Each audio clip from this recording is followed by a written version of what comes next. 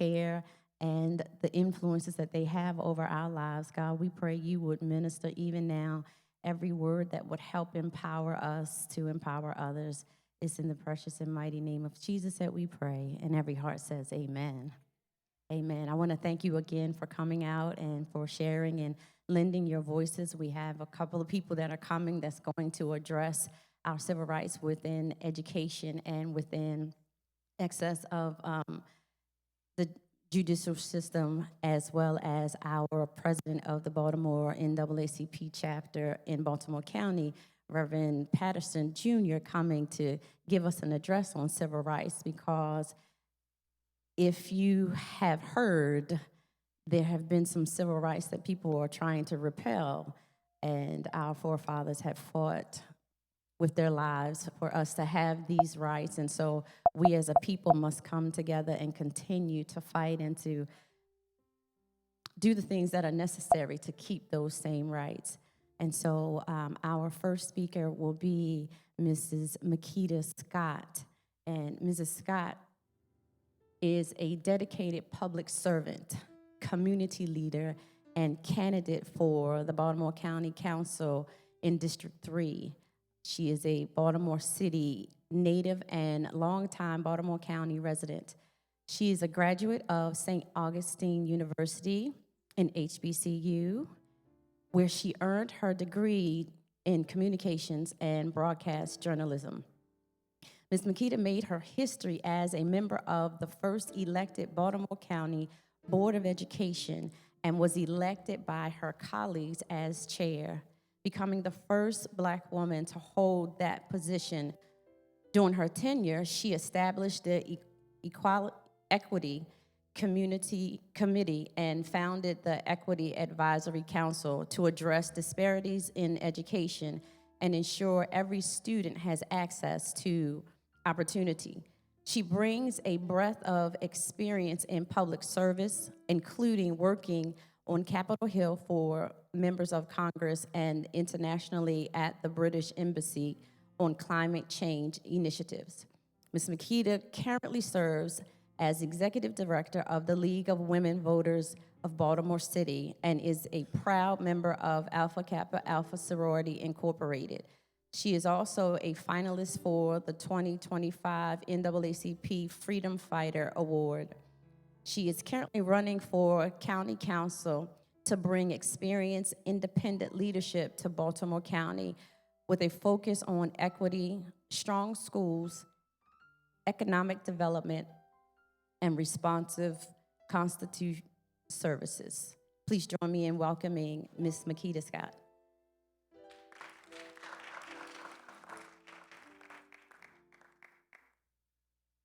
Wonderful. Thank you so much for that intro. And, I just would like to thank the NAACP for allowing me to be here and to speak. And I want to make sure that first I thank the NAACP for your leadership and your unwavering commitment to justice in Baltimore County. So I just would like to know if we could give a round of applause for the NAACP for bringing us all together.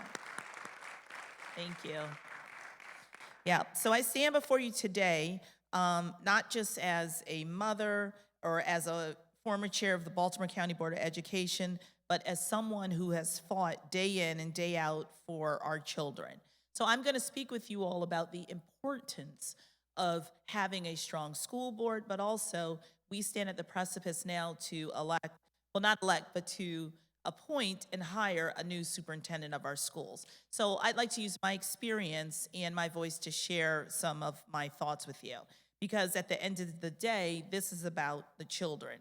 This is about all children, regardless of zip code, regardless of race, regardless of gender. It's about our children. So we're talking about selecting the next superintendent for Baltimore County Schools. This is not just a hire. This is a decision that will shape our future, the future of our children in every classroom across the county. Because right now, we are at a crossroads. We have students who are struggling. We have gaps that still exist, and we have families who are asking, is the system working for my child? And the answer for too many of our parents, that answer is no. So the question becomes, what kind of leader do we need right now? First, we need a superintendent who understands all of our children, not some of our children, not a few children, but all of our children. Children come from different racial backgrounds, different socioeconomic realities. Children come to school ready to learn, some, and many of our children sometimes come carrying burdens that we may never fully see or really know about. So we need someone who understands what it means when a child comes to school hungry, when a child is dealing with trauma, and what it means when a child does not see themselves reflected in what they are being taught. Because representation matters, not only in elected office, but representation matters in our classrooms. We need someone who can meet these children where they are and take them to where they need to be. Because I've always believed, and this is what I live by, equity is not a slogan. It's not something you put on your t-shirt. It's not something that you talk about when it's convenient. It's a responsibility. And our equity should show up in ways that are working for us and for our community, and most importantly, for our children. So we need to hire a superintendent who delivers results. Not talk, not promises, but results. We need someone who can say, but has a proven data and a proven record of, I improved outcomes, I raised achievement, and I closed gaps. Because our children do not have time for experimentation. They don't have time for someone really to kind of get up to speed. They need progress, they need excellence, and they need it right now. So third, I would like to share that I feel that we must build on what already has been done. I want to take a moment to acknowledge Dr. Rogers and the work that she did, because leadership is not about tearing down, it's about building up. And she did a lot of work, and I actually worked with her, so I would like to acknowledge that. Our next superintendent must be ready to build on the basis of what was established, but take what has been built and make it stronger. Take what is working and expand it, and take what is not working and fix it with urgency. Because we are not starting from zero, but we are not where we need to be. And progress requires both honesty and action. We need bold leadership, not comfortable leadership, and not quiet leadership. We need leadership that asks, why are some schools thriving and others are not? Why do disparities still exist? And what are we going to do about it? Then actually have a plan to do something about it. We also need partnership, because the superintendent cannot do this alone. We need someone who will stand with our parents, our teachers, our students, faith leaders, and community organizations, such as the NAACP. Because when the community is at the table, our children win. And now I would like to speak from my experience. When I served on the Board of Education and as a chair, I didn't just talk about equity with a superintendent, I built structures to support it. As was mentioned, I created the Equity Committee and also the Equity Advisory Council, because I understood something then and I understand it even more now. If you want different outcomes, you must create different systems. And as I said earlier, representation does matter. Our children need to see themselves in leadership. They need to know that I belong, I'm seen, and I matter. So representation alone is not enough. We need leadership that comes with competence, courage, and commitment, because we have to be honest about what's at stake. When we get this wrong, it shows up in the classroom, it shows up in test scores, and it shows up in opportunity. And eventually, it shows up in the future of our county. So because strong schools mean strong communities, strong schools also mean economic growth. Strong schools mean safer neighborhoods, and strong schools mean more opportunities for our children. So this is a civil rights issue.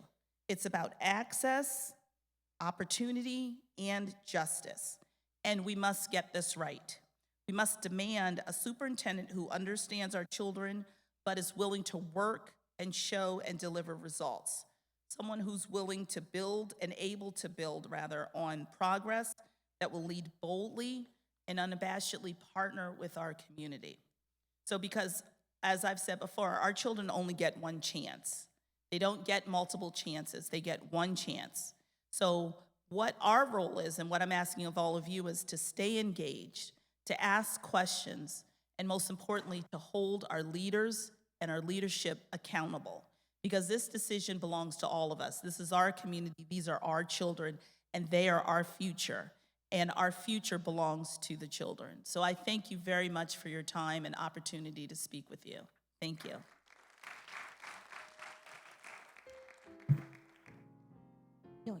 Thank you so much, Ms. Makita. Our education is so important. The Bible says that people perish for the lack of knowledge. And if we are not focused on teaching and learning and working together, then that's exactly what will happen to us all. And so before we go any further, just a little house rules just to let you guys know that the bathrooms are right outside the door to your left. The very immediate left is the women's bathroom, and then the far left is where the men's bathroom is. And also there will be questions and answers later on between the hour of 3:30 and 4. So if you have any questions, you could just write them down. You could either give it to me, or you could stand here at the mic and you can ask your questions at that time. So I want to thank you. So as we are continuing to prepare, we have Ms. Michelle Horton, who will come and minister a word for us in song.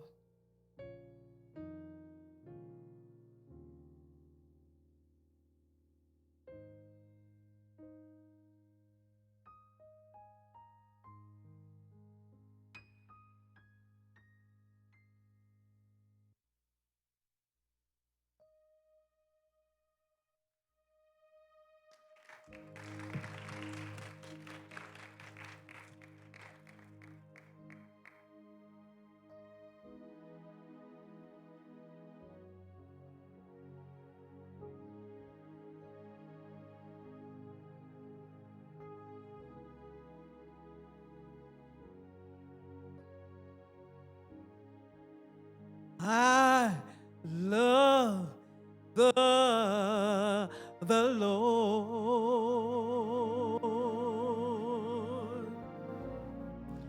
He heard my cry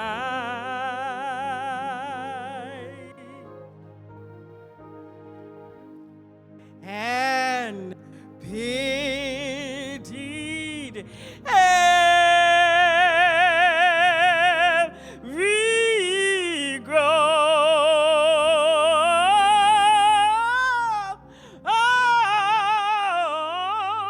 long as I live.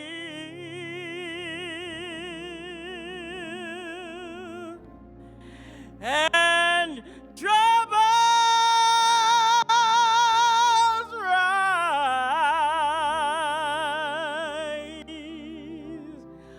I'll hasten to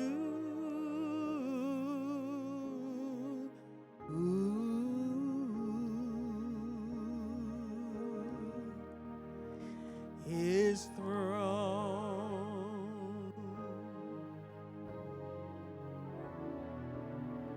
I really do love the Lord.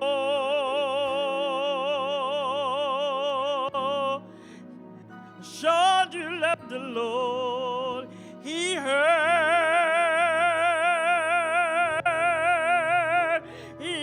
my cry. Sing it with me.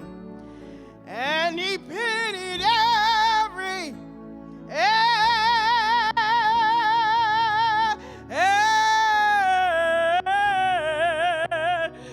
groan,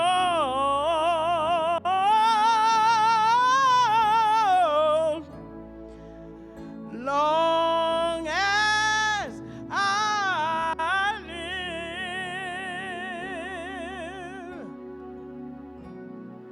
And triumph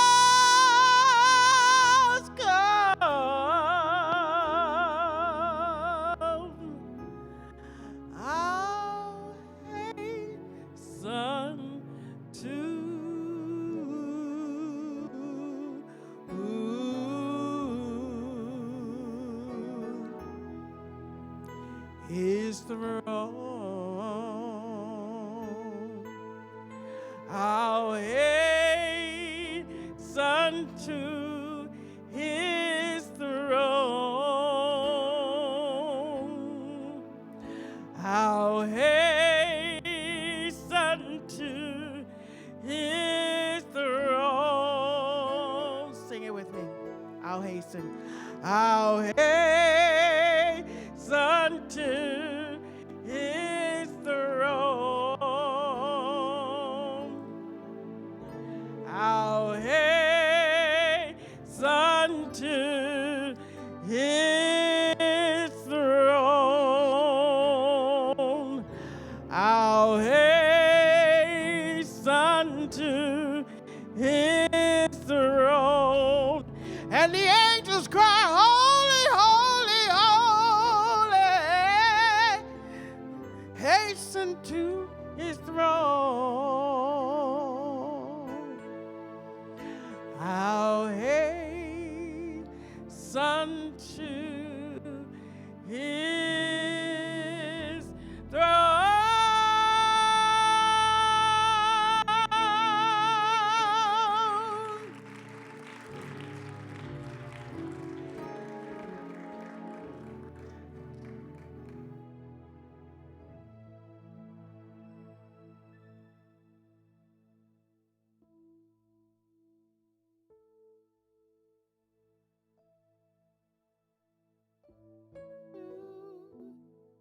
His throne.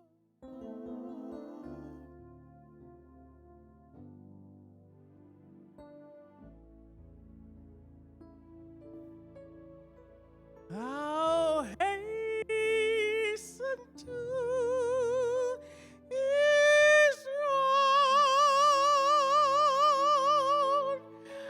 I'll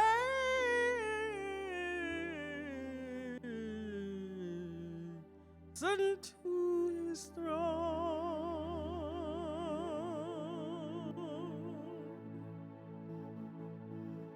I'll hasten to his throne.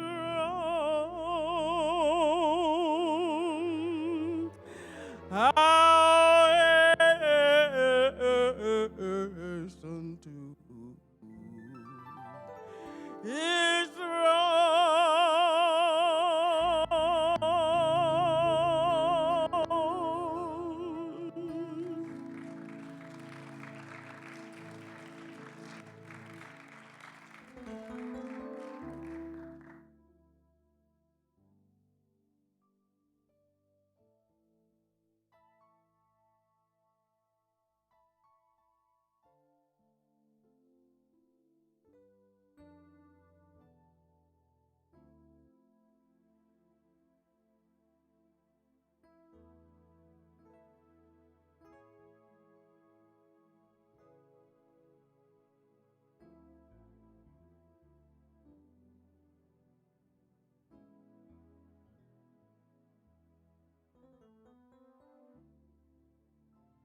How many of you would hasten to the throne?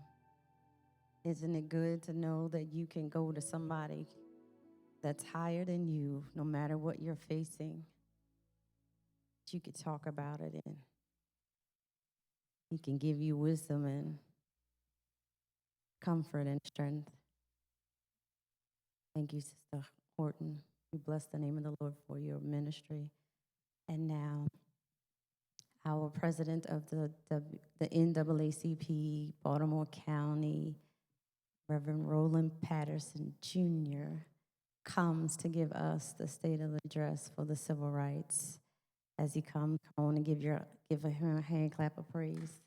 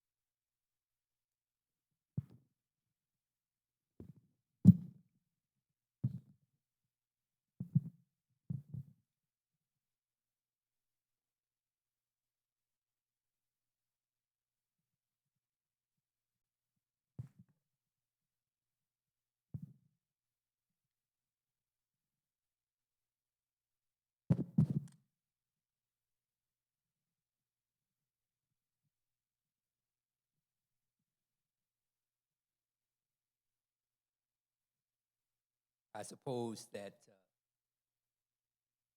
by this point in my experience, I should be accustomed to changes in the program. But I still am learning to adjust. I want to thank you for being here today on this occasion when we gather for the purpose of talking about the condition of civil rights in Baltimore County, the place where we live, the place where we work, the place which we call home. I want to say that we had intended, by preliminary remark, to have you read the speech with me by way of audio-visual, and at least one of the areas, due to my own difficulty, will not be on slide. I'm going to speak to you today regarding excessive force. I'm going to speak to you about districting. And I'm going to speak to you about traffic stops, or more particularly, traffic stop disparities. I don't have traffic stop disparities ready for the slide, and those are due to circumstances of my own shortcomings.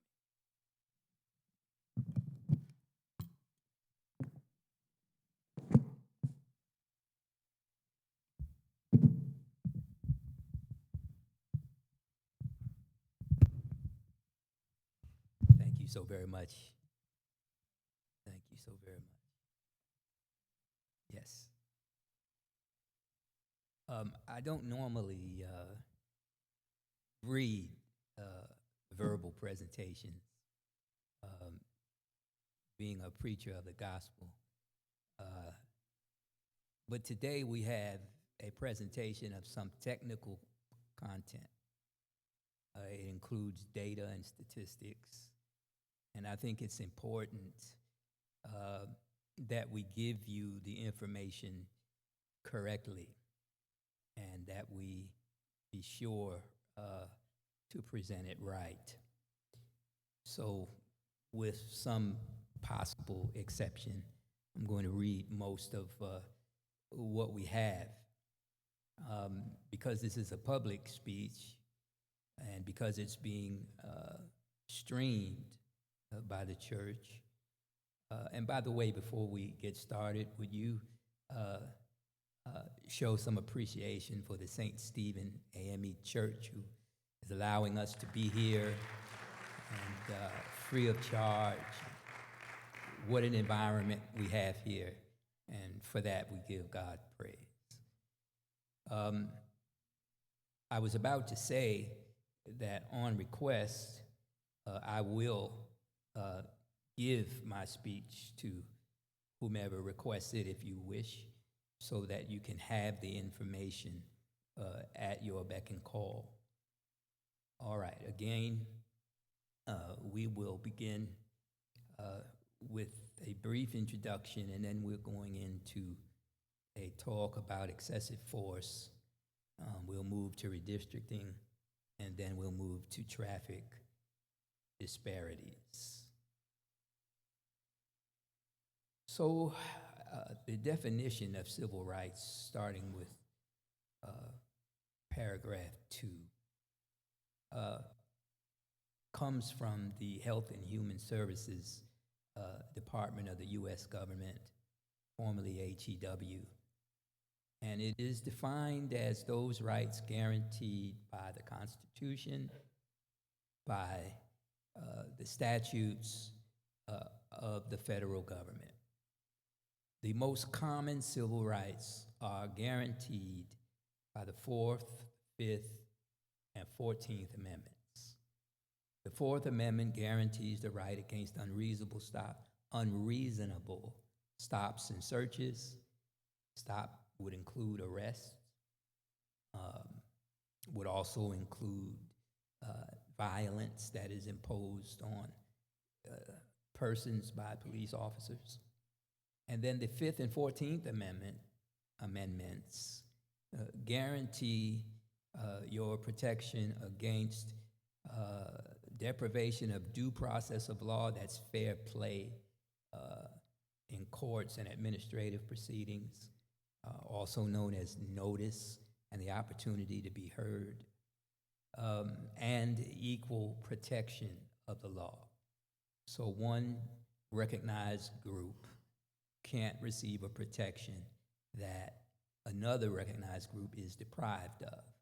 That's known as a deprivation of equal protection. We present this address to you today because of over recent months and years, we've seen instances of direct violations of civil rights or deprivations of civil rights. These instances occur in our county, and they show that our county is going astray, much like the prodigal son. We are here talking about the state of civil rights in Baltimore County. And I would offer, and I will ask whether you agree, once you've heard our summary, and that's what this is, our summary of the case, I would suggest that we have gone astray on this question, but we can find ourselves and we can find our way back home.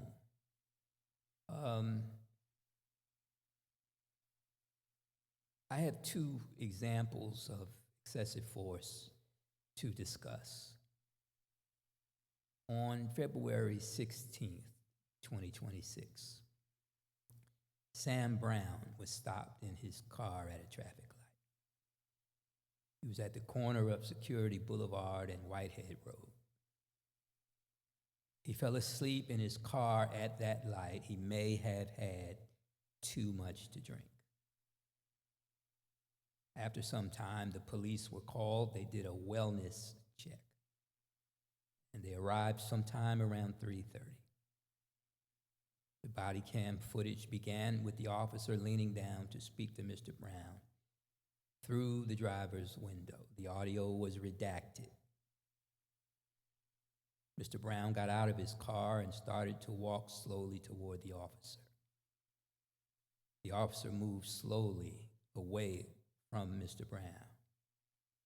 The officer made a stiff arm gesture toward Mr. Brown. Mr. Brown twice pushed the officer's arm away from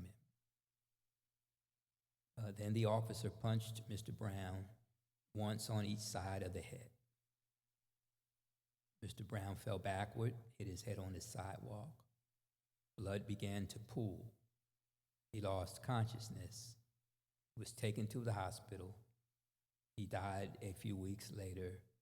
Mr. Brown was a black male. According to WMAR-2 News,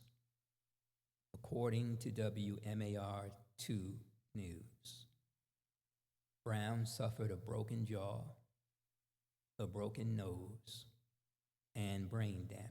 He was transported to a hospital in critical condition. 10 days later, he was transported to hospice care. One day after that, he died of his injuries.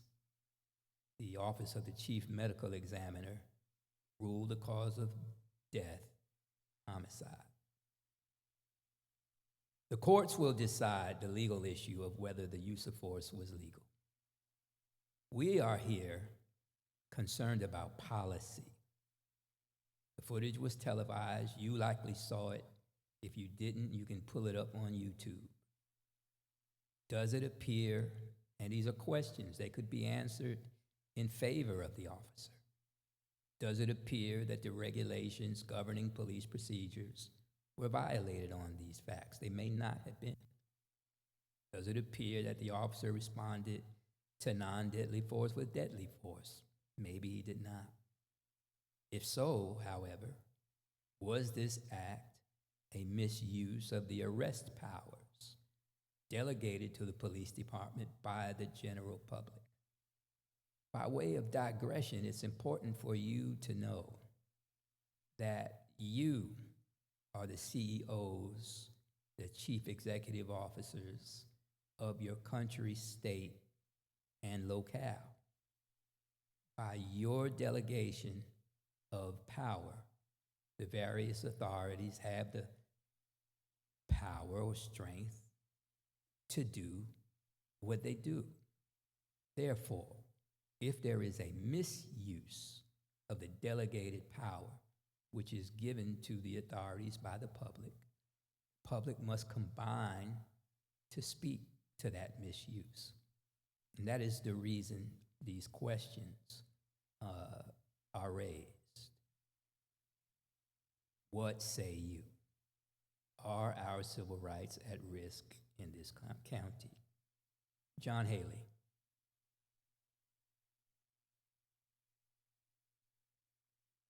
Helen Haley has an autistic son. His name is John. He lives with Helen here in Essex. Helen got an emergency evaluation order from court so that she could get psychiatric evaluations of John when needed at an area emergency room.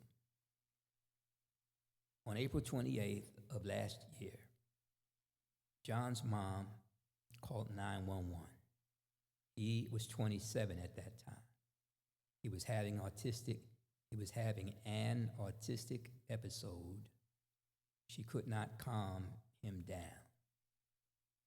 She called the police and asked them to come and calm him down and take him to the hospital.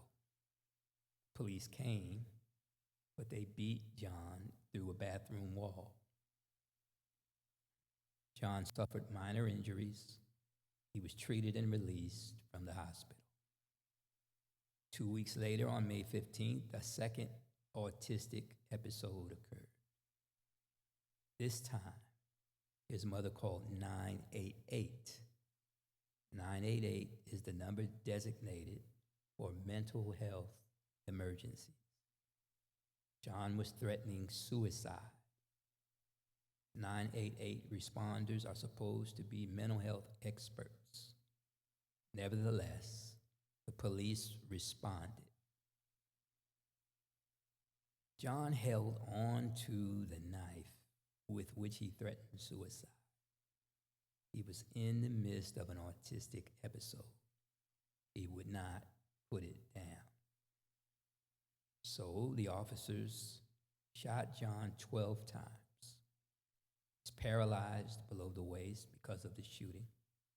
His injuries are permanent, and this comes from WMAR, CBS, and Fox 45 Baltimore. Should these officers have responded to a 988 call? Maybe so, maybe not. If so, should they have behaved as though it was a 911 call? Maybe so, maybe not. Did their doing so violate the public trust, the delegation of the arrest power?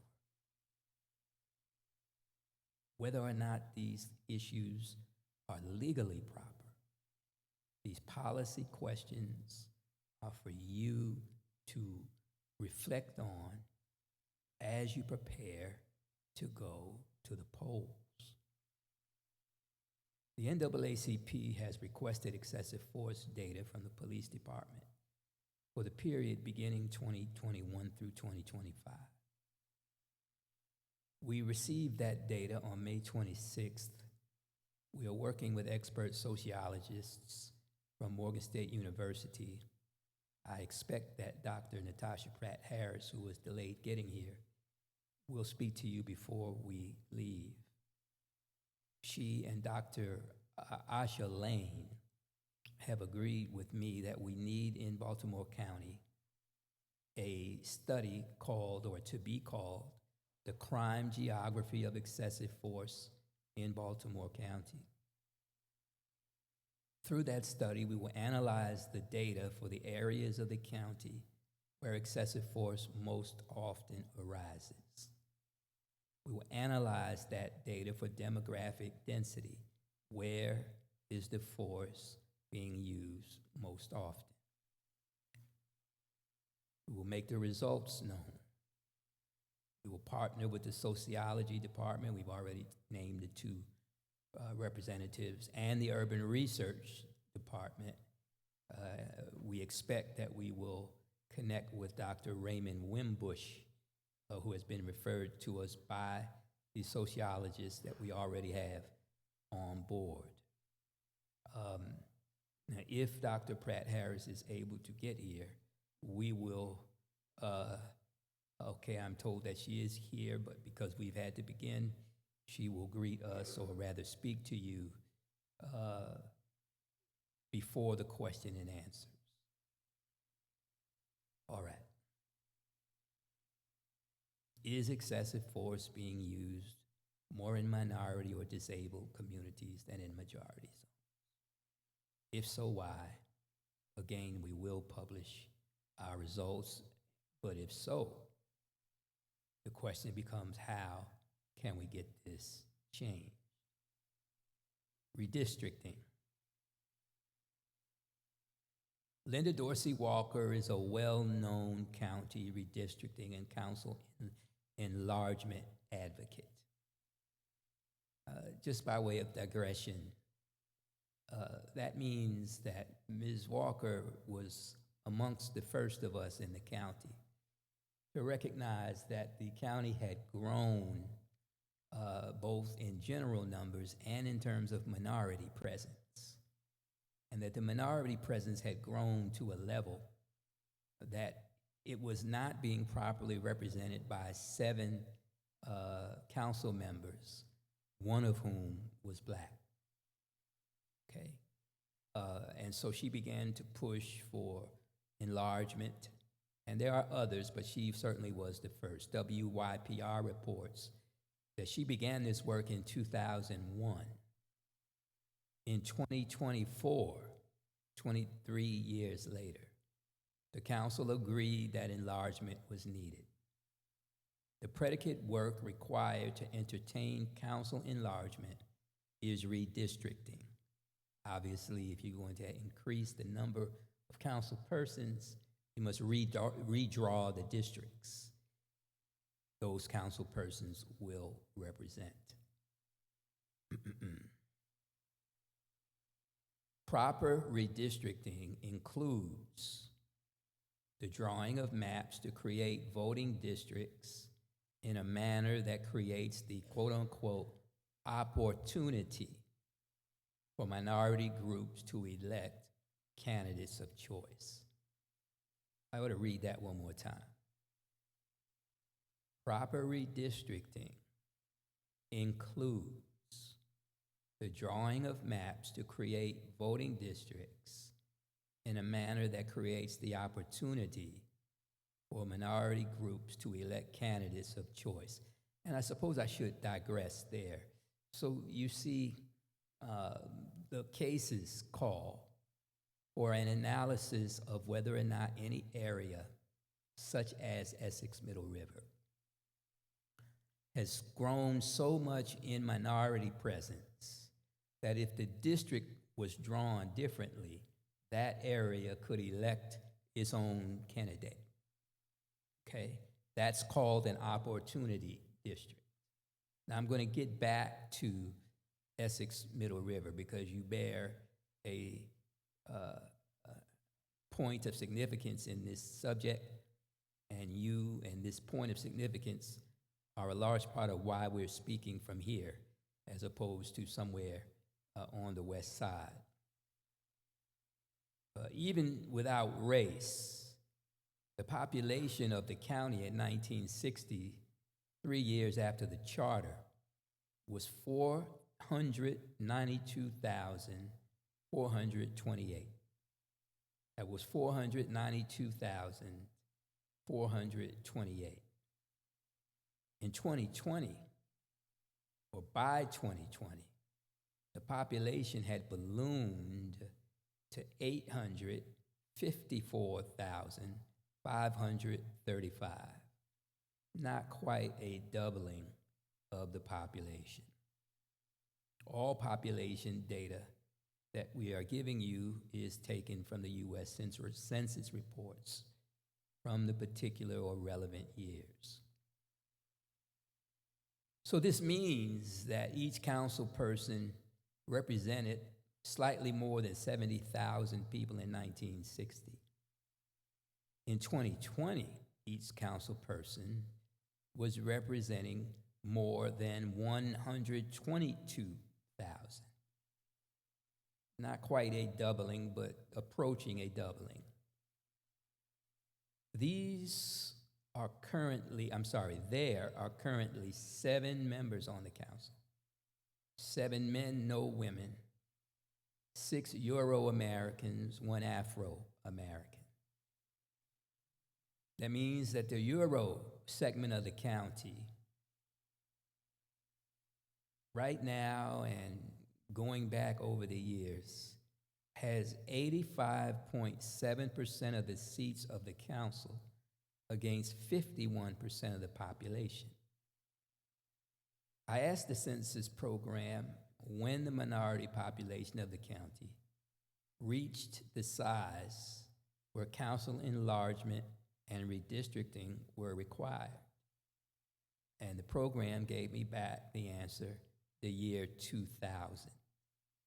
So for the last quarter century plus 1, the council has made decisions that affect your lives, but some or possibly many of you had no seat at the table. You were not represented. What major decisions were made in that time while that was the state of affairs? Now, in fairness to the county, and as I said already, in 2024, the decision was made to enlarge the council. And you, in November of 2024, decided to enlarge the council, to 9 members. And so 9 members will be elected, at least in the primary setting, in a few weeks on June 23rd, if I have it correct. The council arbitrarily decided to select 9 members for your approval or rejection because the number of population merited 11. Still, 9 is better than 7, but you should know that the number was reduced from 11 to 9. Councilman Jones reported in news interviews that the first improper 9-district map was traded for 3 Republican votes. The first map that was used to support the November 2024 vote was a map that didn't properly represent the minority demography of the county. And so the councilman is saying that that map was essentially insisted upon by the Republicans on the council, or they would not have voted for enlargement at all. And so you should understand that such was a backroom deal, and the first proposed map, it did not go into effect. The first proposed map was one that excluded you. But Republicans liked that map because it gave them a strong minority voice, 4 seats, one beyond their political percentage of the county. Please weigh that against the fact that you went without adequate representation. You had 1 council member for a period of years. You went without adequate representation for 25 years, 2000 to what will now be 2026. In 2025, the Redistricting Commission met and held hearings. They met over the course of a year, and hearings were held across the county. You may have participated in some under the leadership of Pastor Chris. They handed back a 5-2-2 map. That means a map that called for 5 majority districts, 2 Afro-American districts, and 2 other minority districts, meaning Hispanic, Asian, et cetera, et cetera. Observers, including this presenter, found that this commission map was close to reflective of the racial makeup of the county.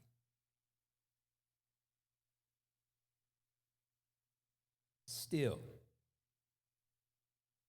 the county council handed back a map that recommended 6 majority districts, 2 Afro-American districts, and 1 what we call BIPOC, Black, Indigenous, and People of Color or other minority district. Remember, we told you that the commission, Redistricting Commission, recommended 5-2-2. The council gave back 6-1. So who got deprived? Essex Middle River. Without calling names, I met 2 persons here today, in this sanctuary today, who are running for office, who are looking for votes from this district. Is their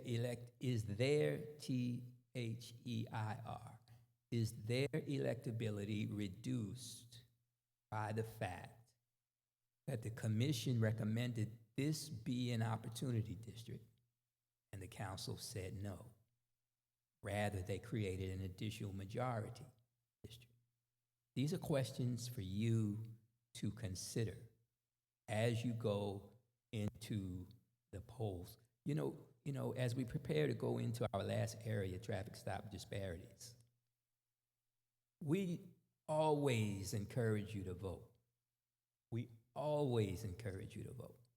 And we encourage you to vote again. But what we're doing here today is not just encouraging you to go to the polls. We're encouraging you to go with education to the polls, to go with knowledge to the polls, to go with your own research having been done to the polls. You know, I was in the grocery store one day recently, and I was looking at a product. Isn't technology great? You know, so our phones are basically computers. You agree? You know, we call them smartphones because they're computers.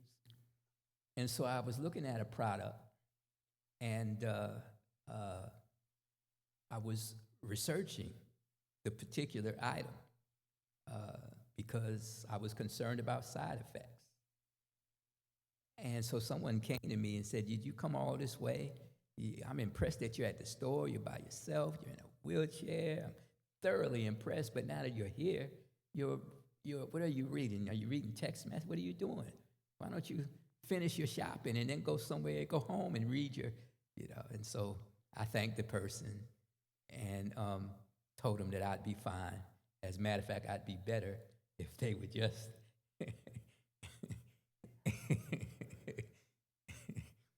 But what I'm attempting to say is that we were not going to make an uninformed choice. And we were willing to spend the time and energy necessary to make an informed choice. And that is what we're saying to you, that we're saying that we violate our own civil rights. Listen to me. We violate our own civil rights when we fail to make informed choices at the poll. Now again, I'm an NAACPer. We are nonpartisan. I have nothing to say about who you should vote for. Nothing. But I have something to say about informed voting. Can everybody just say that phrase, informed voting? You see, ignorance is not bliss. I'm still looking for the person who wrote that cliche. Okay? Right? Okay. All right, traffic stop disparities. And this is my last item.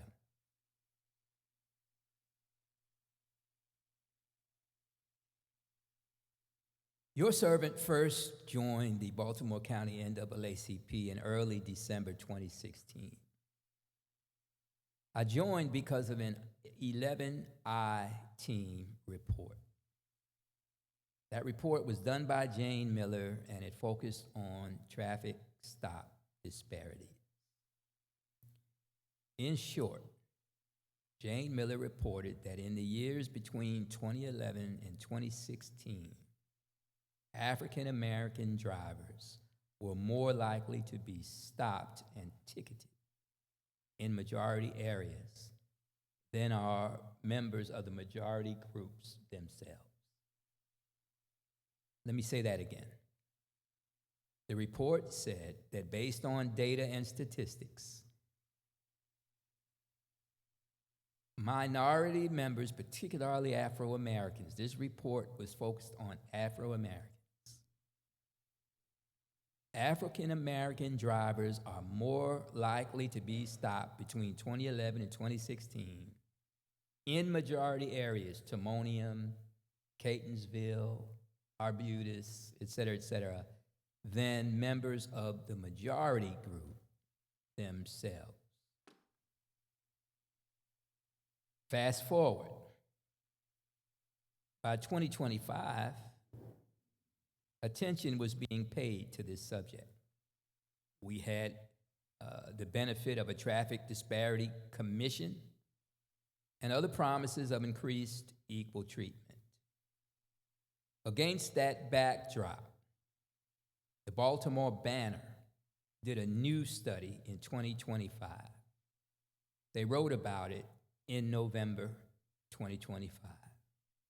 I'm going to read you the essential part or parts of their study. The study is that good.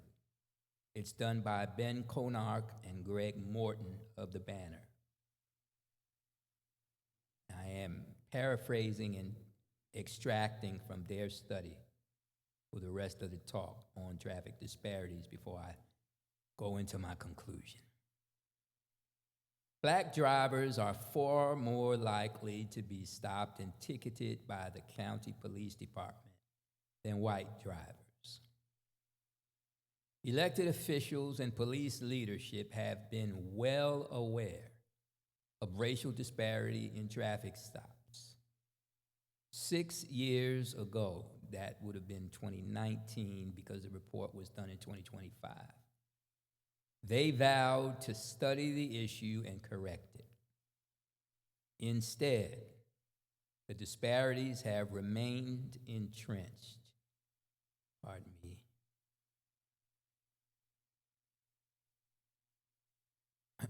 In a county that is only 30% black, Baltimore County police officers stopped black drivers over 80,000 more times than whites between 2018 and 2024. I'll read that again.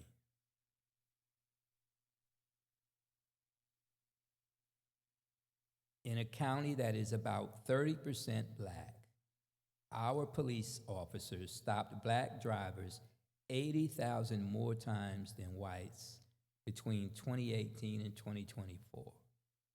On average, that means 13.3 thousand more times per year than the majority in a place where we make up but 1/3 of the population.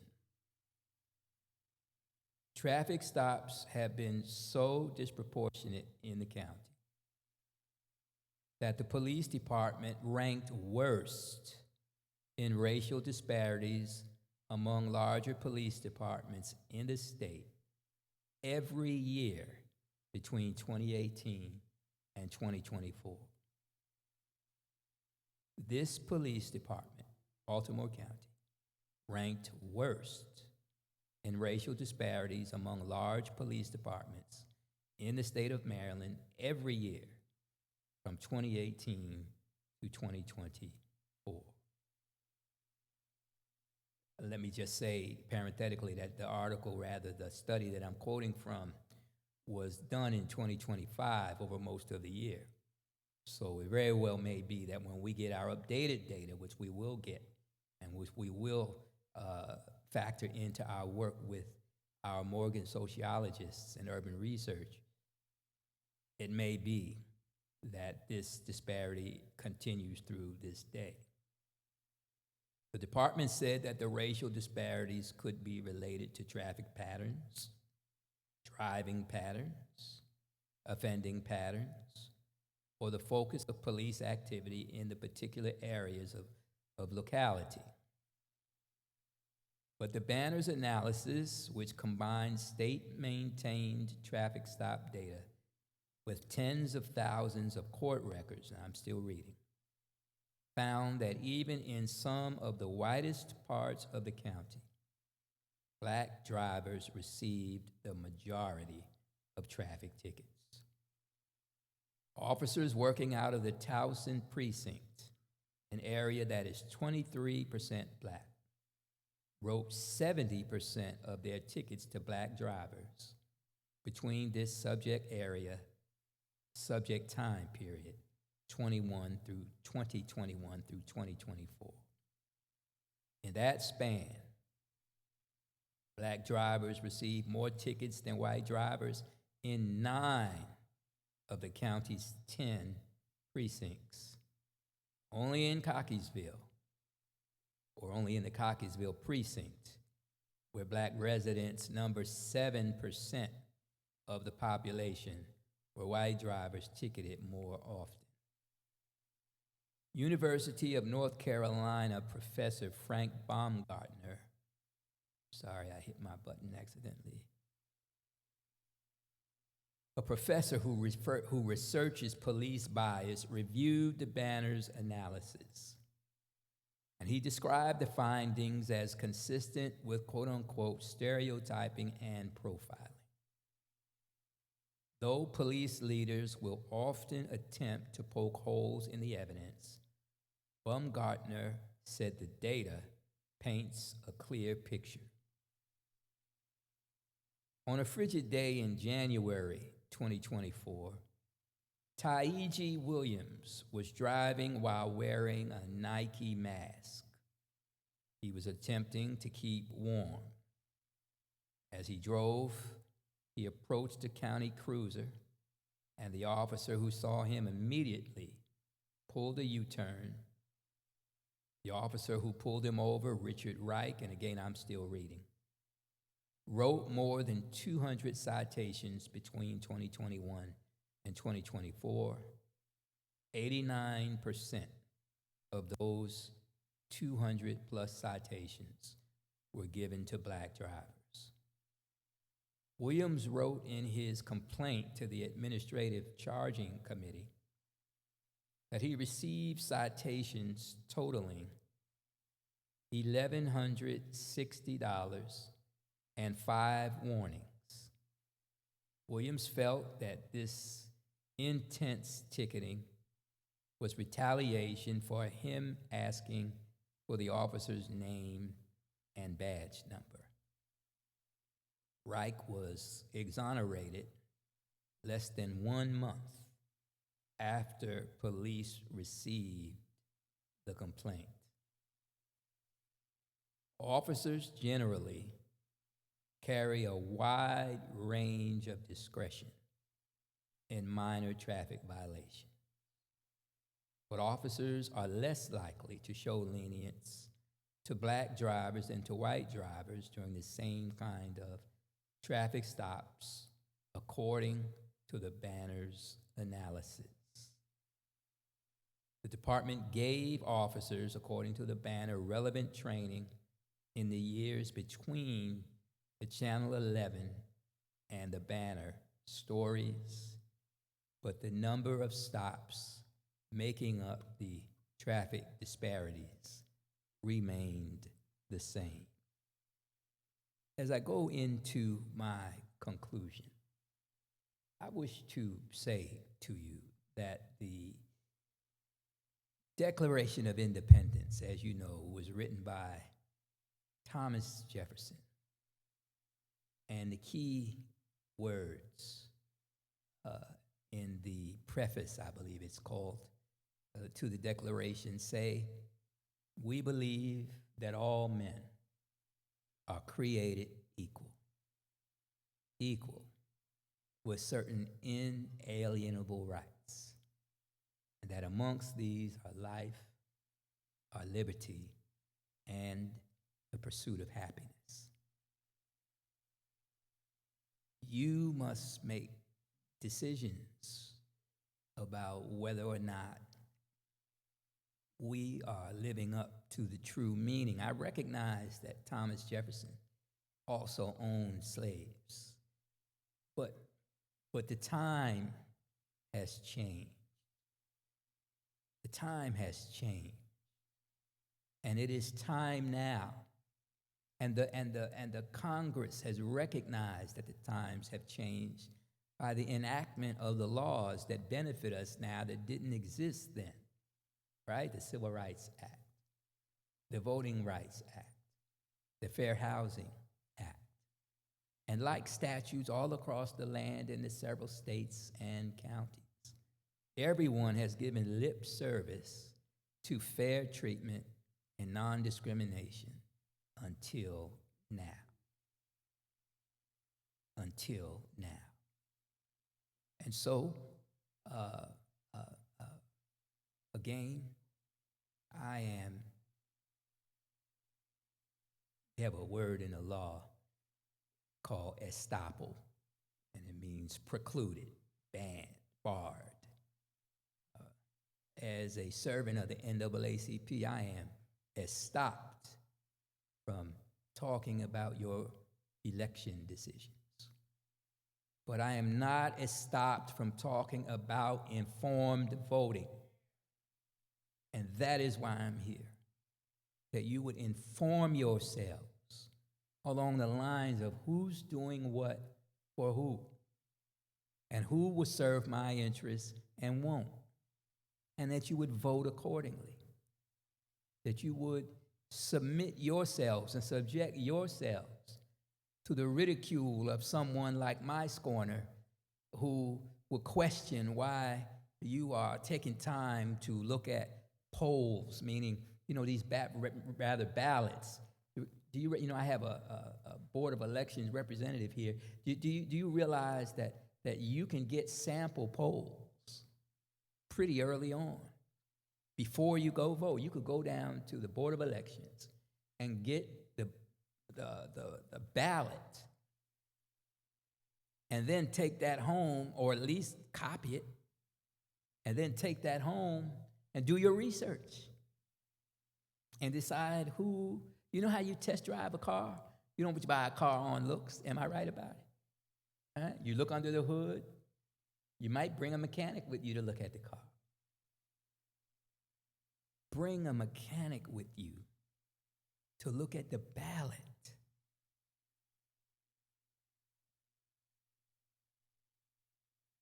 Because in the absence of that, you are not positioning yourself to receive equal treatment. In the absence of that, you are positioning yourself to be the subject of unmerited traffic stop disparities and disparities in many, many other areas of your lives. I am going to yield the microphone due to the way things have unfolded, and then we will have question and answer, and I realize that we are going to have to keep Dr. Harris pretty quick, maybe 10 minutes because of your questions and answers, or maybe we can go the full 15 minutes and then go over for question and answers. So let's do it that way. All right, thank you so very, very much.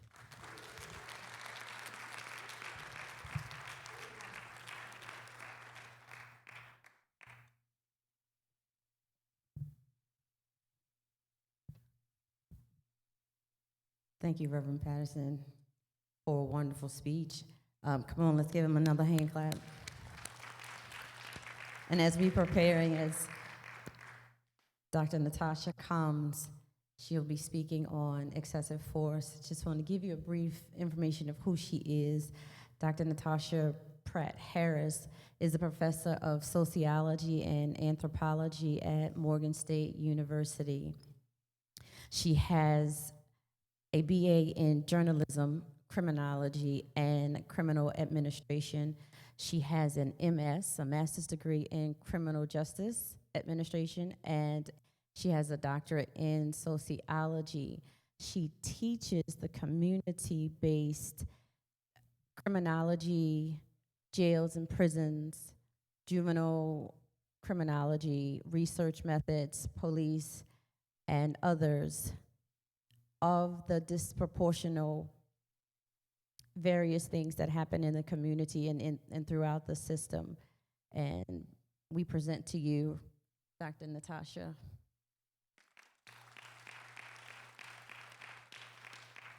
Good afternoon, and thank you for having me. I came in a little bit behind. My daughter had a gala, and I thought gala meant evening, and I found out at 12 o'clock. And so it overlapped with this, so thank you for having me and introducing me.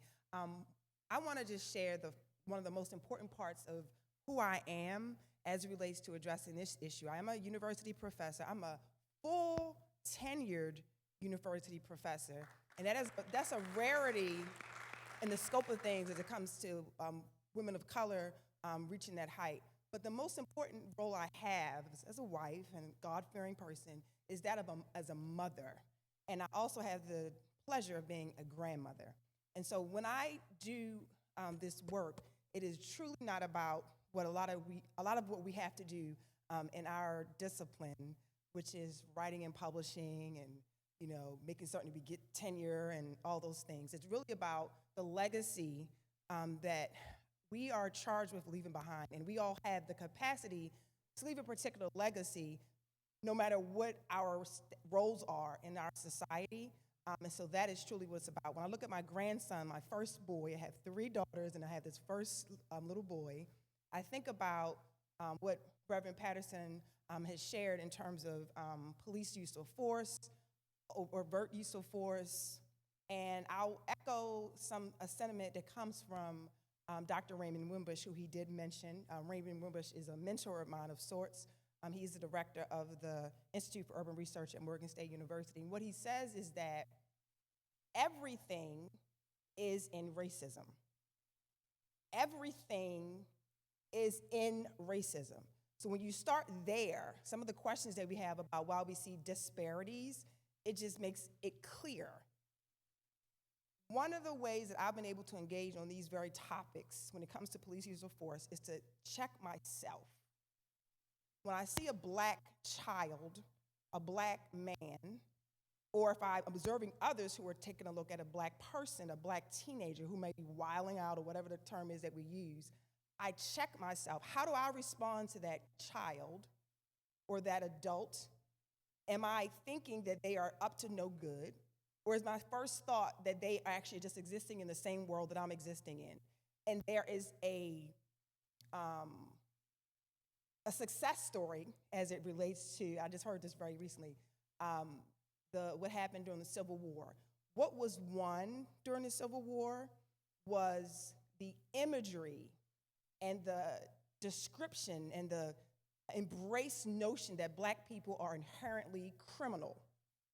And what I taught myself, and then what I was taught by my stepfather, who was a son of H. Rhett Brown, And what I learned from Dr. Catherine Russell Brown, who was my professor at the University of Maryland, College Park, where I earned my initial degree, is that we are not inherently criminal. Society has deemed us as such. Our police officers are in the same system or society that we're in. So they're thinking and breathing and doing what they have been taught. It's ingrained in their psyche. It doesn't matter the race of the officer. It is about the race of the civilian and how that individual is perceived. So there's another point I want to make too. When it comes to us being researchers addressing this issue, I'm being very candid that this is the lens that I come with, but I'm actually a bona fide researcher. I actually follow the protocols as it relates to collecting data, getting our Institute of Review Board approval.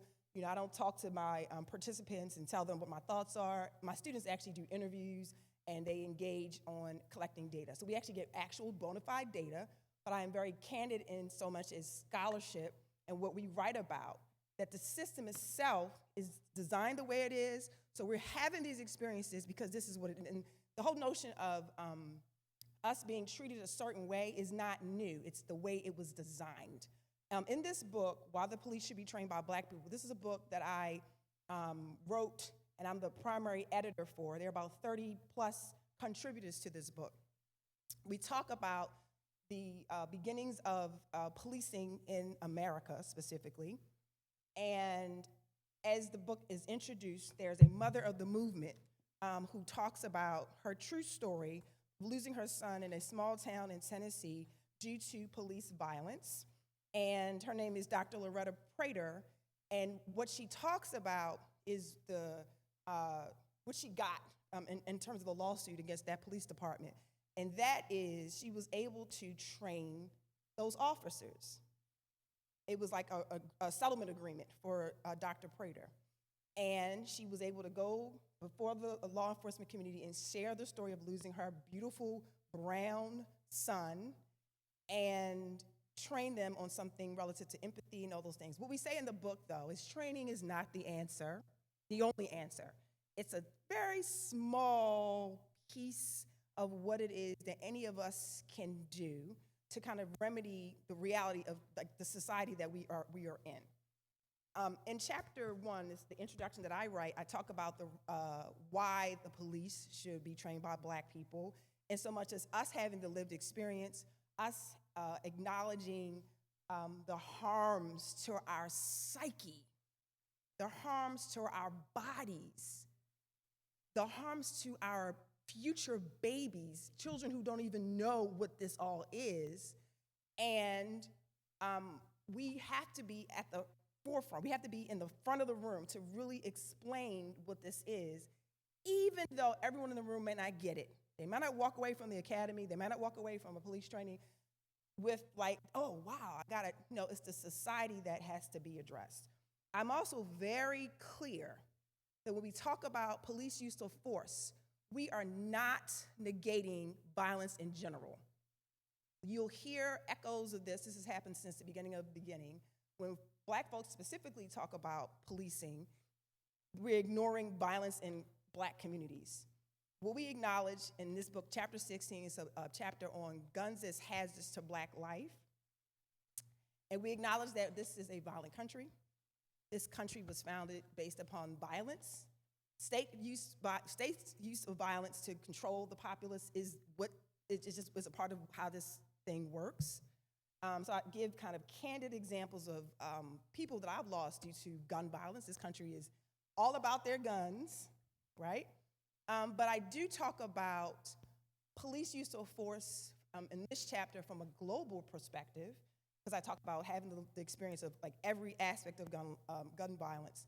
And one of the examples I give is out of the country, one of my countries of my ancestry, Jamaica, where decades ago I lost a cousin due to police violence.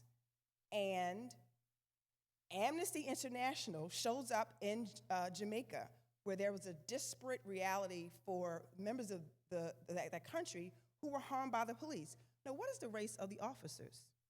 Primarily Black. Jamaica's like 95% Black. We're proud of that, right? But what we recognize is that they operate based upon the colonial, the European model. The European model has taught our officers that black people are violent. We're going to stop them more likely in the county of Baltimore, in Baltimore County, because we got to stop them. We might assume that they're driving this way because they're doing something wrong. Not that they have a mental health issue. We discussed the person who was on the spectrum. In the beginning of this book, I talk about a case out of Philadelphia where mom calls for help because of her child having an episode. She did not call the police, but the police shows up and her son is gone. He was shot and killed, right? But this is consistent throughout. It doesn't happen all the time, but it happens.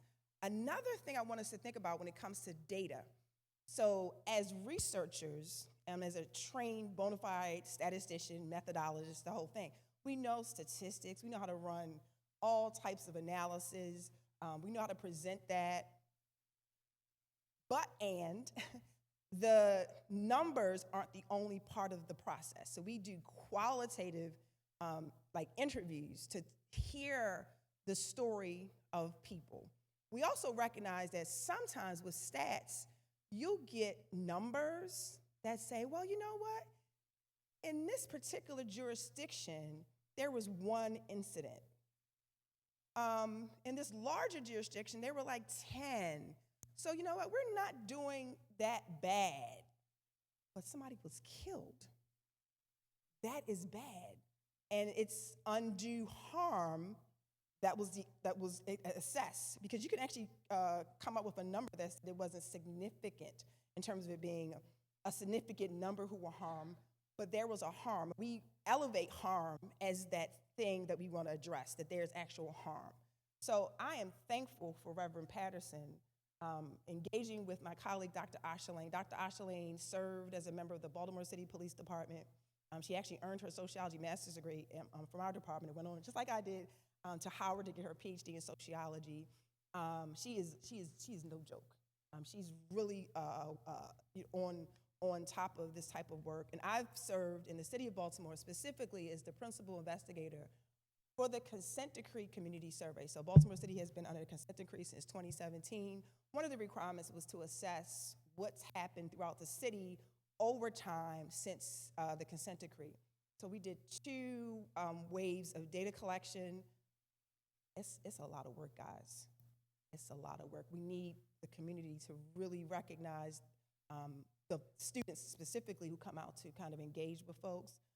But the first round, we started collecting data in 2018. We concluded in 2019. We interviewed 663 people. You can actually take a look at the data on Baltimore Monitoring Project, Baltimore Monitoring Project. Look at all the reports. You'll see a report that came out in March of 2020 about where Baltimore was in 2019, but the report came in 2020 from the Consent Decree Community Survey. Then time 2, during the pandemic, from 21 through 23, we collected data. We did actual interviews, but wasn't face-to-face because of COVID. We interviewed 414 or so people in the city of Baltimore to assess what was happening with them in terms of a host of issues. And I just wrote something this morning for an article that we're publishing, scholarly journal article we're publishing, about the disparate perspective between the racial groups in the city of Baltimore regarding police use of force. And the reality is black folks speak about harm more likely than not. So thank you for having me. If you have questions, I'm here. And I'm just thankful to engage in my county. I live in Baltimore County, so thank you.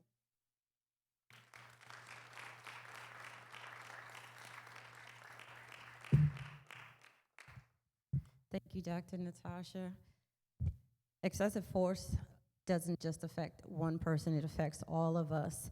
Whether you had a personal experience or not, that is a weight that's on all of us that we have to deal with. And so thank you very much for you bringing that to light, because I don't think that we really understand that that is not only physical, but there's a mental pressure that comes upon that. Just hearing about it all the time, it carries a heavy weight. And so we'll use this opportunity now If you guys have any questions, Dr. Natasha, if you wouldn't mind coming back, you guys can ask Dr. Natasha or Reverend Patterson, could you slide over some, please? You guys can take the mic in the center. Thank you.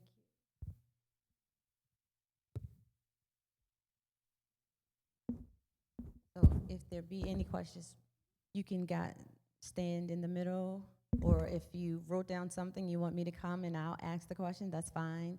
You're welcome to do so at this time. Hello? Oh, just want to make sure. Hello, everyone. Thank you. My name is Danielle Winky Smith. And I don't particularly have a question. I like to answer my questions right after people speak what's on my mind, because that's what happens when you're 65 and over. That's a whole nother story. But what I would like to say, I love this whole forum here. I loved everything that you said, Dr. Patterson, referencing what happened, what goes on. The first thing that you talked about with the being stopped by the police and everything, we have to also understand that this is an innate thing that happens in the European community. They have been taught that, and also what you said, Doc, the same thing about, I worked for a law enforcement agency for 16 years and did a lot of undercover work as well. Sometimes people who don't like to hear what we have to say and don't agree with us because we are always on the divide and conquer side, pitted against each other. People are made to be invalidated so that you won't listen to those of us who have the real information. I worked with a lot of lawyers, a lot of judges, and all kind of things, sit on cases. And it's sad because sometimes a lot of the African-American officers are more racist than our Caucasian or European officers, like you said. They were built to think that way, and then also was a sense of wanting to belong. At one point, one of the federal agencies I worked with, we had one black agent and one female agent. And I know we've all heard about the stories of the meeting before the meeting and then the meeting after the meeting. So those happen a lot. I'm trying to be very cautious about what I say because I'm a very passionate person. And it's a lot of things that people need to hear about what's really actually going on. And especially you laying the ground, Dr. Patterson, about being informed and educated. Misinformation as opposed to disinformation. Some things look good in the beginning. Some people come in and they speak. They look fine. They present well. And we know we had ChatGPT. People can go look up and see what's going on in your communities. I just have this thing about when you do go do your research and you investigate our little investigations of what's happening, find out about relationships. Check out and see where these people work. Pay attention to who's in their company. Because as we know what's going on at different levels, state, local, and national, some of the real DEI hires are out here. Some people have titles attached to their name that they actually didn't do. Also, go on their social medias, go on their website, see who they hang out with, who they talk to. I like to attend a lot of things that even if it's not in my district or in my area, a lot of us, we do things on the state, local, and national level. We bring our chairs to the table because we want to hear what's being said when we're not there. And so we need to do a lot of that. If you haven't seen people in 15, 20, 30 years in your community, a lot of the things that I've heard when people come and tell me, or tell us all of these great things they're going to do for our community that have been going on for, I mean, my kids are in their 40s. I remember taking them to a couple of the places that were up in Security Square Mall. And they still have a lot of those issues there. And some of them change as a result of the people who are, the people who have the monies and they're still paying the rent, but they're waiting for certain opportunities in those areas. So sometimes when people come in and make promises, don't think that these things have already been thought of 10, 15, 20 years ago. There are different stages and phases and things that have to take places before that come. For example, with the council, Baltimore County Council, like you mentioned, there were 7 districts. We said something about 10 or 15 years ago about let's come up to speed, stop being so antiquated, because Montgomery County, PG County had already had those 11 districts. We already knew the numbers were in 180-something thousand. We talked to some of those individuals about it, and several of them had a chance. But again, it was 7. Sometimes you might only have 1 vote. So think about, out of all the people who are running, there were 3 of them who were there all this time. And the one person who may have wanted to do something with that 1 vote, your hands are tied. So sometimes you have to adjust and stay in certain situations to continue to have your seat at that table, to make sure that some things get done. And it's not by happenstance that a lot of things that we go through and deal with are happening. Sometimes people endorse individuals. Sometimes they don't. Sometimes they're being told to endorse these people. Sometimes there are a lot of back behind the deal scenes happening and going on. Think about what you would want to do if you were thinking about how to run your household. Who would you want to come in and take care of your business and find out what they've done? So in addition to that, and this is the last thing I'll say, a lot of those things have been going on in our communities. So all of the people come in to tell us what they're going to do, where have they been? They claim they lived here in Baltimore County for how long? This stuff has been going on forever. I'm in my 60s. Okay, so we got to pay attention to what people are saying and promising. We also have to look at, what did you do before? Where have you been? What is your position? What is your job? The relationships. Go and look at their social media and go beyond that, and then who they acquaint themselves with. So research, dig deep, and everybody go out here and vote. And sometimes we think that just because we're here in Maryland, things are great. Some of the things that are going on over in Alabama and Tennessee and Mississippi are happening here. People just wear different clothing, and they say different things. So just be cognizant and try to listen to some of your neighbors and your friends who are trying to touch you. We don't like to listen to each other sometimes. Sometimes we want to be the head person at the table. And so you got to listen to different people, get their thoughts and ideas. I like to ask people, well, who do you support, and see why they say it. And then once they tell me, say, well, what do you think about this? Has this happened? Has this done? And then they say, no. Okay, then. Thank you. And also pay attention to who people hang around.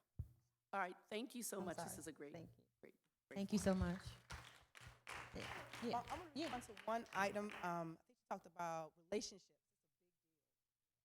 It's such a big deal. So I did fail to share that for 5 years, myself with Dr. Roden Schrader, she's a professor at Coppin State University, criminologist as well. We were trained by a professor, Dr. Bahia Muhammad, out of Howard University, on what's called the Muhammad Experience, the Bahia Muhammad Experience.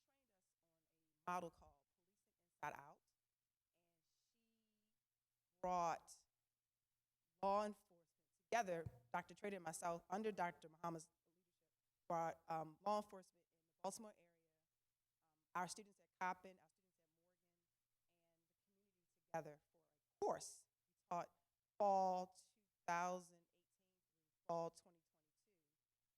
And those relationships, you learn like who the people were, who the students were, who the community were, who the officers were. And those relationships matter. And even in terms of what we talk about in terms of police use of force, like if you know the people, you know that so-and-so's son or daughter, you may not respond in an unnecessarily aggressive way. So that's a really good point. Thank you.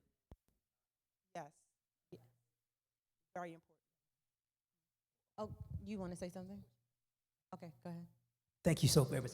You know, I wanted to say that I'm a former prosecutor. I prosecuted in Prince George's County for a lot of years. And my every case depended on police officers. So I have relations. Matter of fact, I have at least one police officer with whom I'm very tight right now. So two things. We're not against police officers. My car was stolen a few years ago, and guess who I called? Right? Okay. We're not against police officers. We like good policing. We are opposed to unconstitutional policing. And that's what we're talking about. And we have to be able to make the distinction. And then where you were. So because I had that working relationship with police officers for, almost 2 decades, I'm comfortable talking to police officers even today. And I'm confident, and I mean no harm here, I'm confident that just like a dog, if you walk into a room and a dog is there, the dog is gauged on your first reactions. And if the dog sees fear, then he takes a certain stance towards you, like you are the enemy. But if you are like, oh man, you gotta, the dog takes a different stance towards you. And I'm suggesting that we need to think about that we have something to say about police responses because they think that certain responses mean certain things. So let's not give them those responses. Thank you. Go. Can you go to the mic?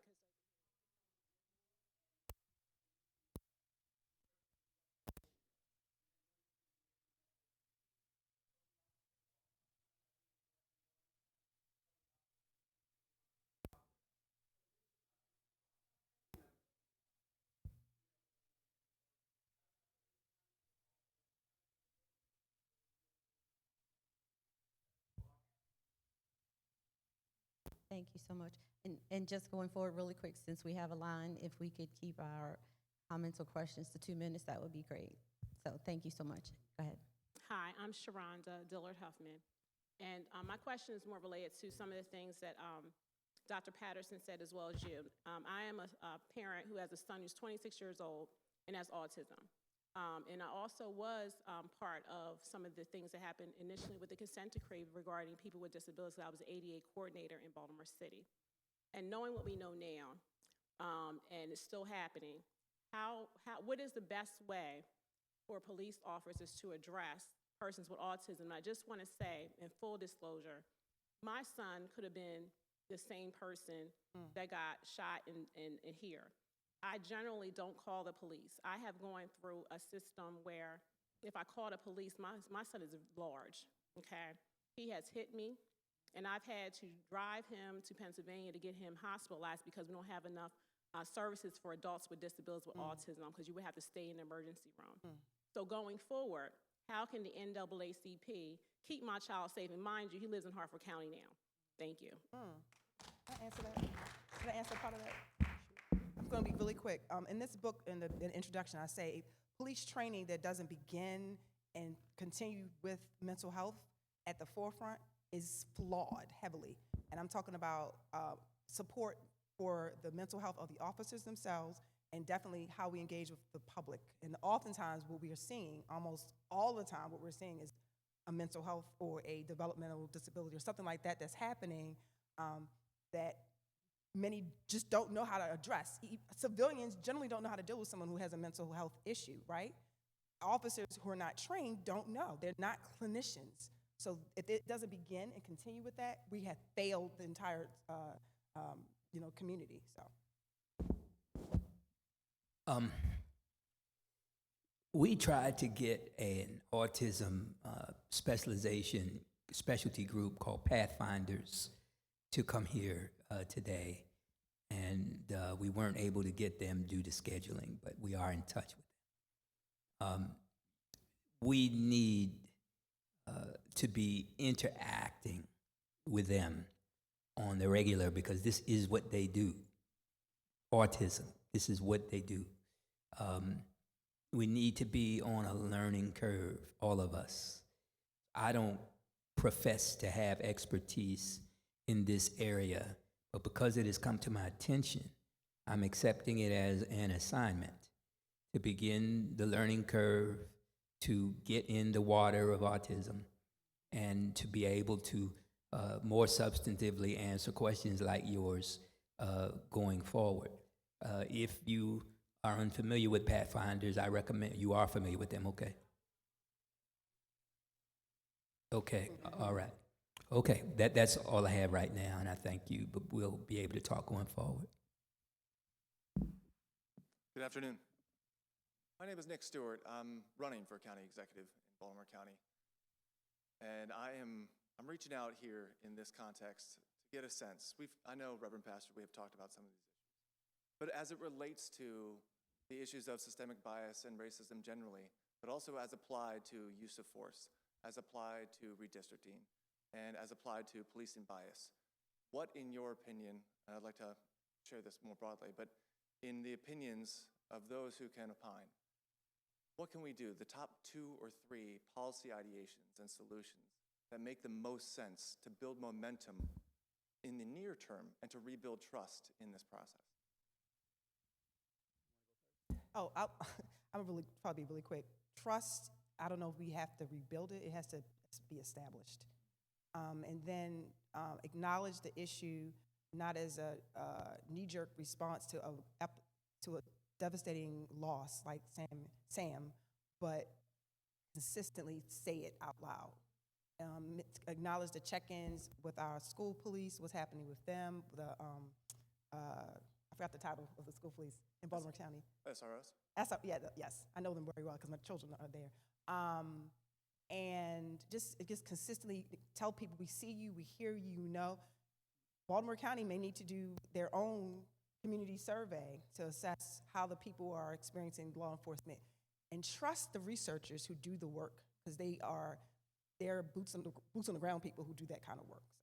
So, yeah. Your question was, how can we build trust? Was that your question? The question is how to build trust, but really the question is, what are the top 2 or 3 policy changes? What are the actionable items that come out of this? We know that there is a problem, and we know it's systemic. So the solution itself, one thinks, would have to be systemic too. Well,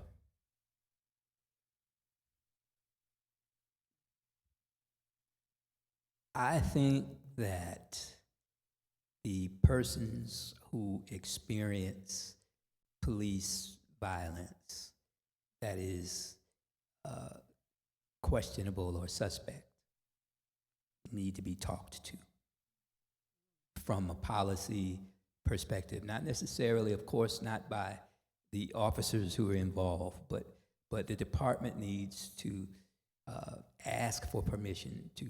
There was a shooting down the street here 5 or 6 years ago in an apartment complex that's untraveled. It's off of the main drag, and got to make a couple left turns. And I can't call the street, but when the shooting, I was with the NAACP at the time. When the shooting happened, I went to see the apartment, to talk to the people. And I went there because I used to be a prosecutor and used to have to do that. You used to have to go out to see, if you wanted witnesses, you're going to have to show them that, you're real, etc.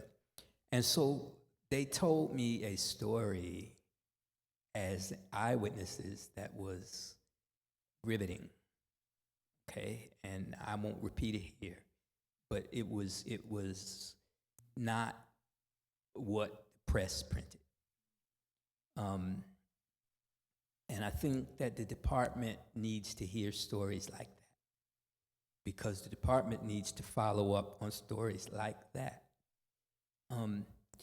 The culture, really what I'm trying to say is that the blue wall of silence must be pierced. The majority of police officers are constitutional creatures. I just said I had friends today. But if we would talk to people like I'm talking about, they spoke because they said to me, you were willing to come out here, we're going to tell you, we're going to give you what you came, we're going to give you the real deal, okay? That's what the department needs. But because it's just like earlier I said something about we, meaning my culture, tends to contribute to the reaction of, because we see them as scary, so they see us as criminal, well, they also contribute to this, because they don't talk to people who they're not accustomed to talking to. They ride by those people, okay? If your hair's not combed a certain way, if your shoes are not in a certain, and as a result of that, the stereotypes on both sides, get pretty high, okay? The last thing I'll say is that all of these things come from the top. And I don't want to go too deep there, but all of these things, I have said, I meet regularly with the chief. I asked the colonels to come here to this.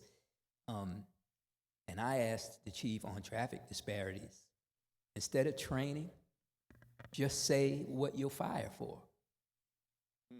Just say that you're going to review traffic disparity stops in a certain area and what will cause you to fire police officers. Now, I think that kind of guillotine approach will also curb behavior. We're not going to retrain everybody, okay? Because it's what's inside, and we're not able to change what's inside every person. But we are able to connect a person's actions to their home life and their personal interests, etc. That has to be done. That has to be done. And then I'm done with my answer with this. I don't have kids. I want kids, but I don't have kids. If I had a kid, and if a teacher was threatening my kid, I would threaten the administration. And I would threaten their career. And I would let them know that you will survive this incident when that person changes their conduct, however you want to do it. But I just think that's what people understand. That's my response.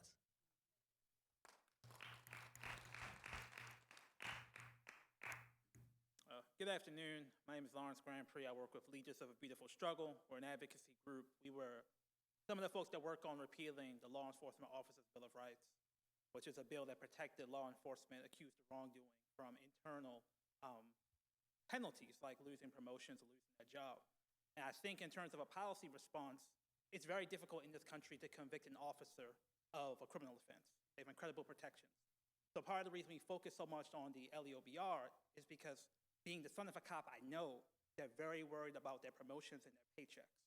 So if you have the ability to punish them in terms of their careers, that's a deterrent to wrongdoing. Now, we actually do have infrastructure to do that, and that's the police accountability boards and the administrative charging committees. And I would say I don't have time to go into it all, but every county has these bodies, especially the police accountability board. The idea was for that to be like a civilian review board, right? So my question is, do you know about the status of the police accountability board in Baltimore County? Who does the nominations? Because what I understand is that many places do nominations from the executive, but in Baltimore County, I believe that the county council person is supposed to give the executive a nomination, and then the county executive basically says yes or no to it. And the idea was that by running it through the county council people, those are folks are more accountable to communities, so you have a lever to get people on that board who are more accountable to you. And obviously, you've expanded your council. So if that is the case, being sure that with the new council people coming in, you're talking to them about who you want them to appoint to the PAB. And I guess the last thing I would say is that part of the limitation of the reforms we did is the Police Accountability Board does not have the ability, well, they do have the ability to hire independent investigators. It's just most counties, like Baltimore County, are not using that authority. So in terms of a structural solution, getting resources to the PABs so that they hire independent investigators, and talking to the people in your law department or your county executive who are claiming erroneously that the state law passed in 2021 does not allow that. That's just not true. But people are using confusion to justify not doing what they're supposed to, right? So I would just say, do you folks know anything about the PAB situation in Baltimore County? I know many people have had different relationships with their PABs, but that is a possible tool to actually have community control of policing, which was the point of the advocacy. You want to go first? Wow. So my response to that is thank you, Lawrence, because you are a mover and shaker with LBS, addressing this very thing statewide, definitely in the city of Baltimore and beyond. I don't know. To be honest with you, I don't know. I will be honest, I have not engaged other than personal matters with Baltimore County. I know what's going on in terms, and I think it's a good thing in terms of research, right? Because I haven't, been tapped. I can just be fresh in engaging on that.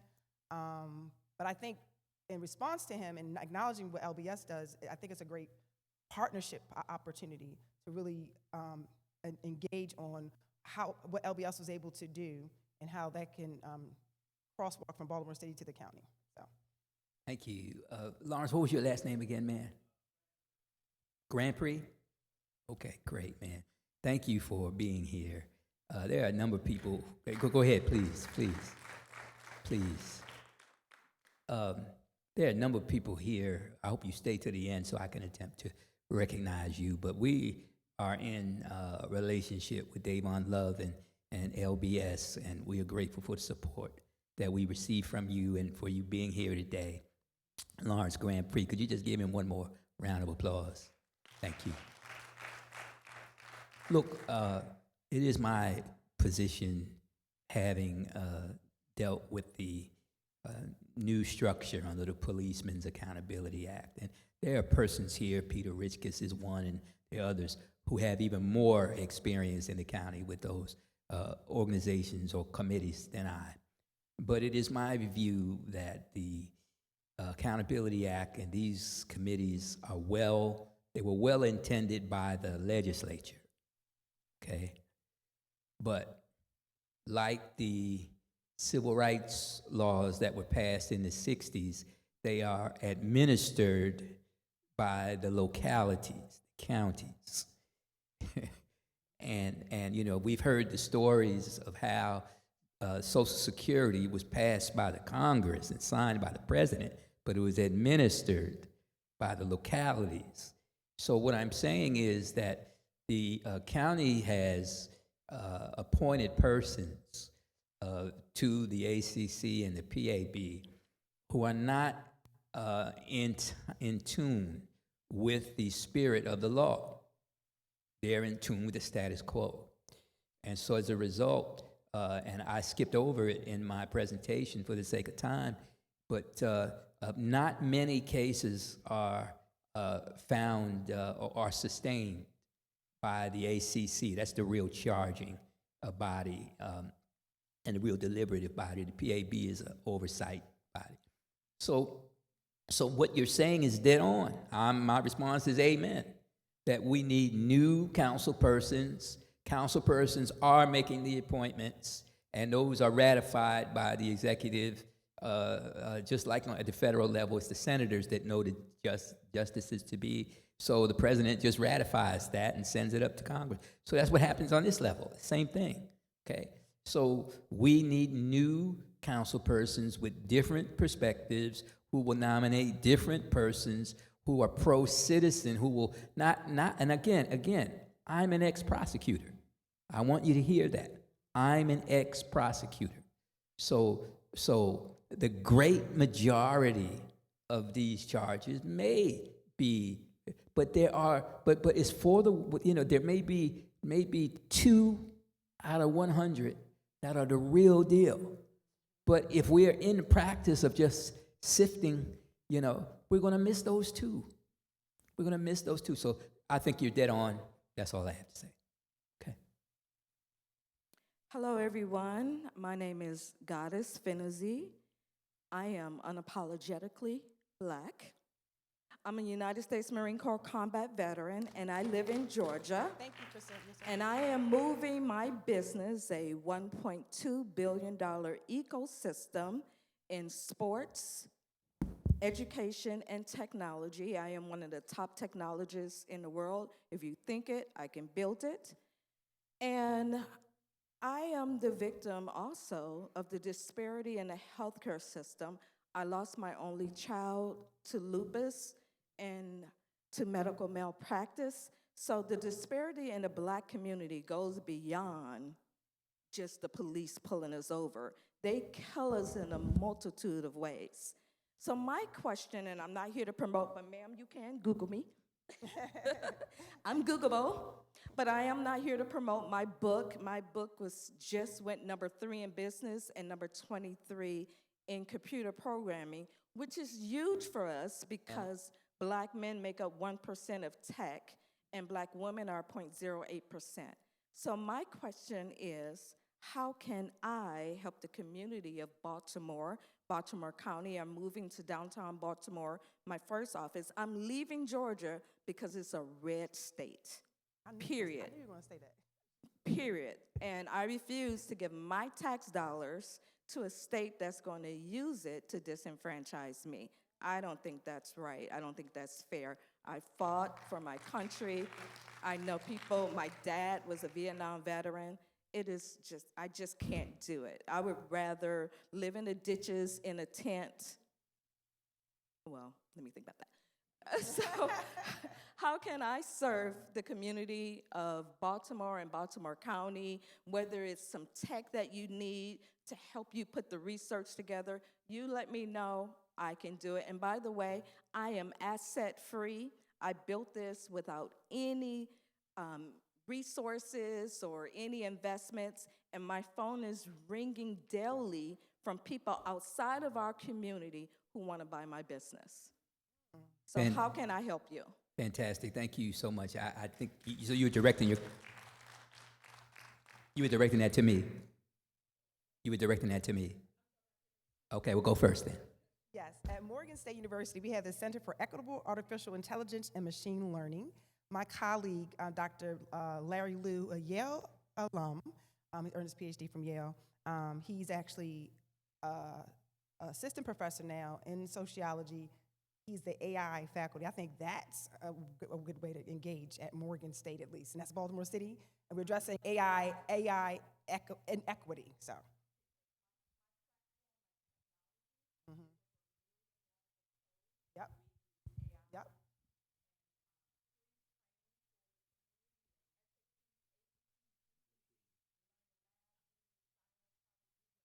Yes. And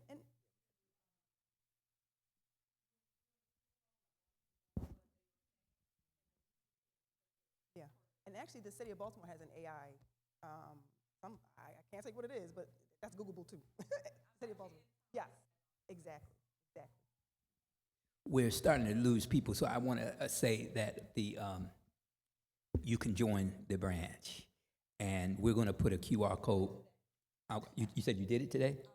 You'll do it today? Fantastic. Also, Peter Riskus is here. She has the QR code, and you can absolutely help us with the research after we talk. I'll take you next, Ray. And we need help because the work is massive and because we're volunteers. And really, this is not just directed to the sister, okay? We need help. That is a part of why we have the QR code is up now. That is part of why we do, I almost said proceedings, forums like this, okay? You know, because we need help. The work needs to be divided so that no one is overworked and so that everyone can check each other. So.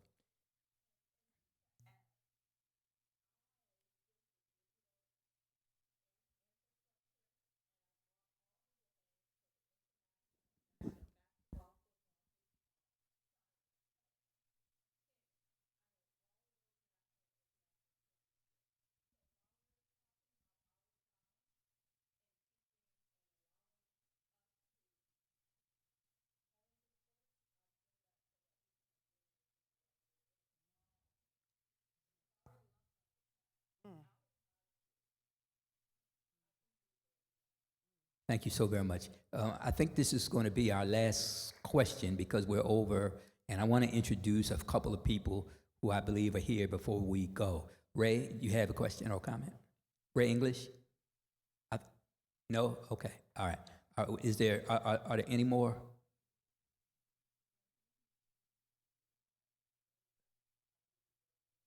Just hand them out. Okay. Well, let's see. Dana, is that you? Huh? I want to introduce a couple of people. This is Dana Vickers Shelley. She's the head of the ACLU, Baltimore County. All right. And Dana, I'm very blessed that you came to be with us today, and I just want you to know that. I'm sorry? Oh, God bless you. God bless you. I want to get Gloria Nelson to wave or stand up. She's the community leader, the main community leader down in Turner Station, and we're blessed to have you here. And you know we care about Turner Station. All right.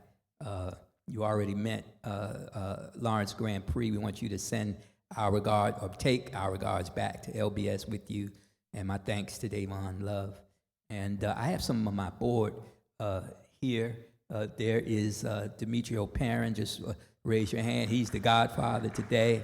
And and Ray and Marietta English are in the back. Would you just raise your hands, please? Praise God. Thank you for being here to support the branch. Madam reporter from the Afro, we're grateful for your presence. All right, thank you. All right.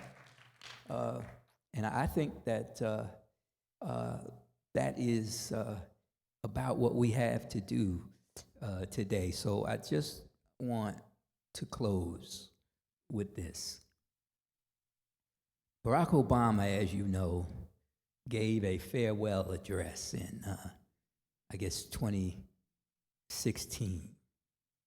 And he said at that time that the greatest office, political office in the county is the office of the citizen.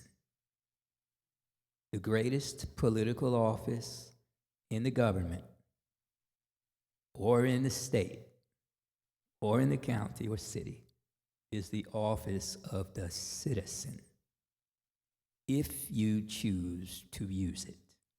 That's really why we're here. That's really why we're here, to encourage you to use your citizenship, to be a citizen with all of the rights and powers appertaining thereto. Will you please do that? Thank you very much for coming.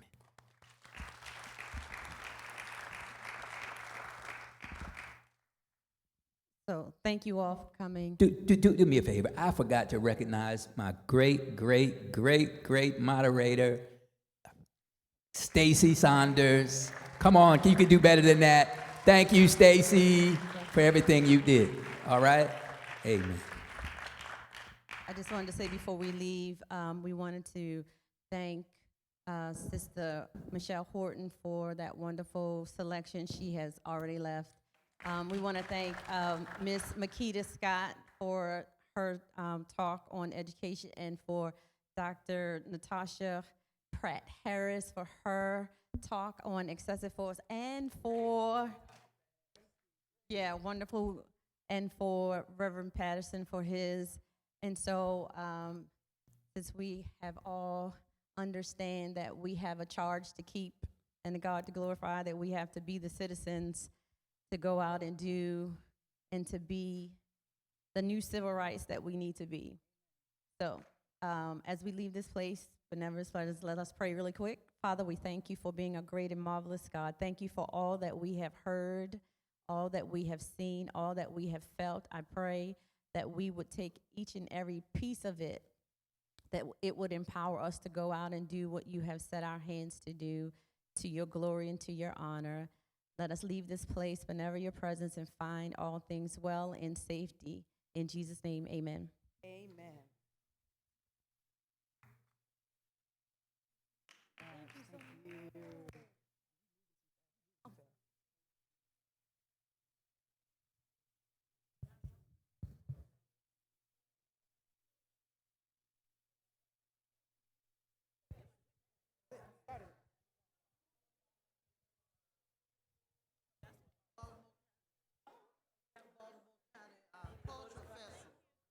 Excuse me 1 second really quick.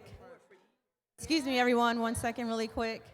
I just wanted to, sorrowfully admit it, I forgot to let us thank St. Stephen's and the NAACP for allowing us to be here. And that's all I wanted to say. Thank you.